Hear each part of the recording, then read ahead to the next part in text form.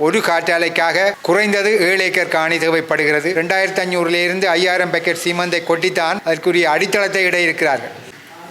நான் கிளிநொச்சி மாவட்டத்தில் பூநகரி பிரதேச செயலாளர் பிரிவில் கிராஞ்சி பொன்னாவளி கிராம சேவையாளர் பிரிவுகளின் ஒன்றுபட்ட மக்கள் அமைப்பினுடைய செயலாளர். என்னுடைய பெயர் சங்கரப்பிள்ளை ஆனந்த நடராஜன்.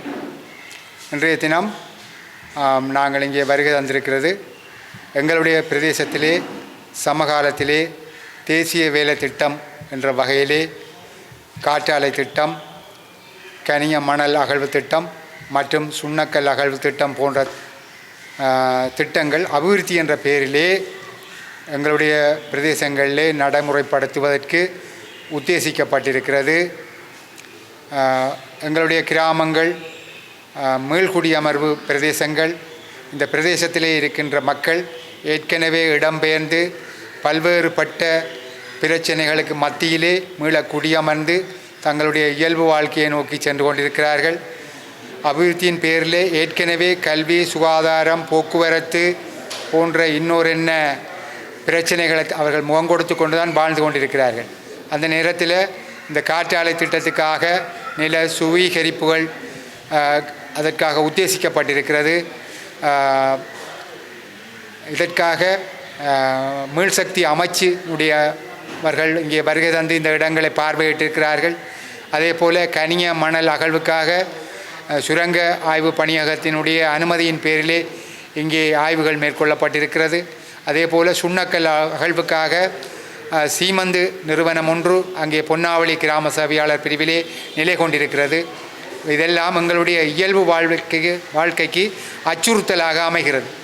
எனவே இது போன்ற அச்சுறுத்தல்களை இயல்பு வாழ்க்கை வாழ்கின்ற எங்கள் மீது அரசாங்கம் நடத்தாமல் இந்த மக்களுக்கு பயன்பாடற்ற இடங்களை இதற்கு பயன்படுத்த வேண்டுமே ஒழிய மக்களுடைய விளைநிலங்கள், தென்னந்தோப்புகள், குடியிருப்பு இடங்களிலே இந்த இடங்களை அமுல்படுத்துவார்களாக இருந்தால் அவர்களுடைய இயல்புக்கு அது பெரிய ஒரு சோதனையாக அமைந்துவிடும். ஆன வகையில் மக்கள் பாதுகாப்பாக இருப்பதற்கு அரசாங்கமும் ஆட்சியாளர்களும் மக்கள் பிரதிநிதிகளும் ஒத்துழைக்க வேண்டும் என்று இந்த சந்தர்ப்பத்திலே கேட்டுக்கொள்கிறேன். சாதாரணமாக ஒரு காற்றாலைக்காக குறைந்தது 7 ஏக்கர் காணி தேவைப்படுகிறது. அதனால் பலருடைய காணிகள் இங்கே அபகரிக்கப்படுகின்ற சந்தர்ப்பங்கள் இருக்கிறது. அதே போல கடற்கரை பிரதேசமான எமது கிராமத்திலே ஒரு காற்றாலை அமைப்பதற்கு 25 மீட்டர் விட்டம் கொண்ட 40 மீட்டர் ஆழமான குழியை தோண்டி அதிலே குறைந்தது 2500 5000 பேக்கெட் சீமந்தை கொட்டித்தான் அதற்குரிய அடித்தளத்தை இட இருக்கிறார்கள். இவ்வாறாக கிட்டத்தட்ட 34 காற்றாலைகள் அமைக்கப்படும் போது 1,70,000 பேக்கெட் சீமந்து இந்த பிரதேசத்திலே புதைக்கப்பட இருக்கிறது.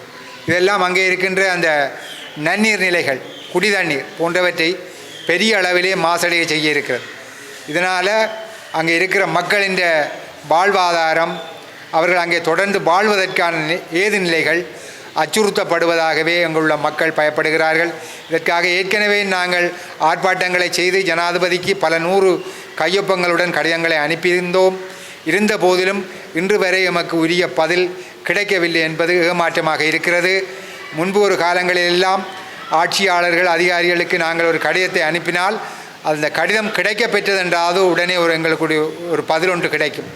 கடந்த 2ஆம் மாதம் 3ஆம் தேதியிலிருந்து பல்வேறுபட்ட உள்ளூர் அமைப்புகள், அதாவது கிட்டத்தட்ட ஒரு 16 அமைப்புக்கு மேலே ஜனாதிபதி, ஆளுநர்,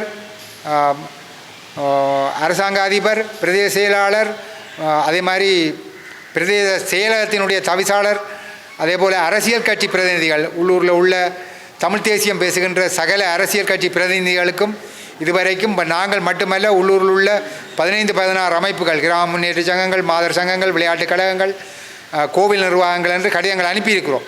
ஆனால் எந்த ஒரு கடிதத்துக்கும் இன்று வரை கடிதம் கிடைத்தது என்று கூட யாரும் பதில் அனுப்பவில்லை. அது மிகவும் ஒரு ஏமாற்றமாக இருக்கிறது. நாங்கள் இன்றைய தகவல் தொழில்நுட்ப யுகத்திலே வாழ்ந்து கொண்டிருக்கிறோம். ஒரு போடப்படுகின்ற கடிதத்துக்கு கடிதம் கிடைத்தது என்று கூட பதில் அனுப்ப முடியாத நிலையில்தான் தான் இன்றைக்கு நிலைமை இருக்கிறது. இதை உண்மையில் நாங்கள் சரியான மனவேதனை அடைகிறோம். எனவே ஜனாதிபதி அவர்கள் நாங்கள் இறுதியாக நூற்றுக்கணக்கான மக்களுடைய கையொப்பங்களுடன் அனுப்பிய கடிதத்துக்காவது தகுந்த பதிலை வழங்க வேண்டுமென்று இந்த சந்தர்ப்பத்திலே கேட்டு, இந்த மக்களுடைய இயல்பு வாழ்வை அச்சுறுத்த வேண்டாம். அவர்கள் தங்களுடைய பூர்வீக இடங்களிலேயே வசிக்க விரும்புகிறார்கள். அதற்காக ஏற்கனவே நாங்கள் எங்களுக்கு இந்த திட்டங்களை மக்கள் குடியிருப்புகளுக்கிடையே நடத்துவதில் உடன்பாடில்லை என்பதையும் தெரிவித்திருக்கிறோம். எனவே இவற்றையெல்லாம் கருத்தில் கொண்டு எங்களுக்கு ஒரு நல்ல பதிலை தந்துவுமாறு இந்த சந்தர்ப்பத்திலே கேட்டுக்கொண்டு வாய்ப்புக்கு நன்றி கூறி அமைகிறேன். நன்றி, வணக்கம். மேலதிக செய்திகளுக்காக எமது யூடியூப் தளத்தை சப்ஸ்கிரைப் செய்யுங்கள்.